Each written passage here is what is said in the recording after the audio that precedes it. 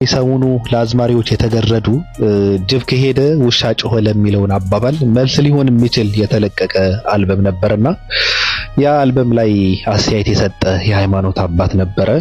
ብዙ ሰዎችን ሲወርዱበት እያየው ነበርና እነዚህ ሰዎች እነማን ናቸው ከተባለ ትናንት የሥርዓቱ ቀንደኛ ደጋፊ የነበሩ ቡዳ ክርስቲያንና ደደብ ሙስሊሞች ናቸው። እነዚህ ሰዎች የዓለምን ሁኔታ እና የኢትዮጵያን ሁኔታ ጠንቅቀው የማያውቁ ከእውቀት የተራቆቱ ሰዎች ናቸው።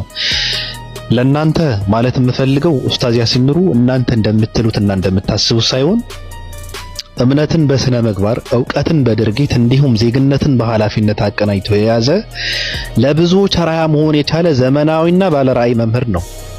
የኡስታዝ ያሲን ኑሩ ተጽዕኖ ከግለሰብ ለውጥ አልፎ ለሀገር ግንባታ የሚተርፍ ትልቅ አቅም ነው።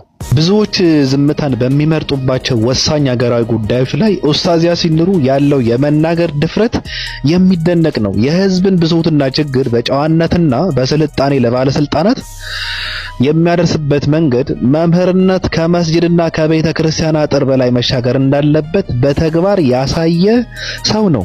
ስለ ኡስታዝ ያሲን ኑሩ ከመናገራችሁ በፊት በፖለቲካል ሳይንስ የተመረቀ ሰው መሆኑ ማወቅ አለባችሁ።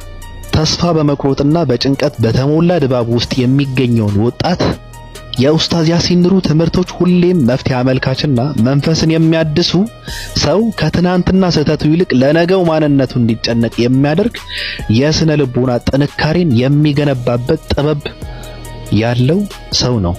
አንድ ሰው እንዴት በአገርህ ጉዳይ ሐሳብን ትሰጣለህ ተብሎ በዚህ ልክ እንዴት አገርህን ወደድክ ተብሎ እንዴት ስለ አገርህን ሰዎች ወጣቶች ተስፋ እንዲኖራቸው ለምን ምክር ትሰጣለህ ተብሎ ሰው በዚህ ልክ ሲወርድበት ሳይ እኔ በነገራችን ላይ በጣም ነው ማዝነው። እንደዚህ ሰዎች ፖለቲካ ምንድነው ተብለው ሲጠየቁ የኢትዮጵያ ባለስልጣናትን ስም በሸምደድ የፖለቲካ ዕውቀት የሚመስላቸው ሰዎች ናቸውና ትንሽ ነቃ ደንገጥ ብሎ ማለት ፈልጋለሁ። ታስፈልጋለህ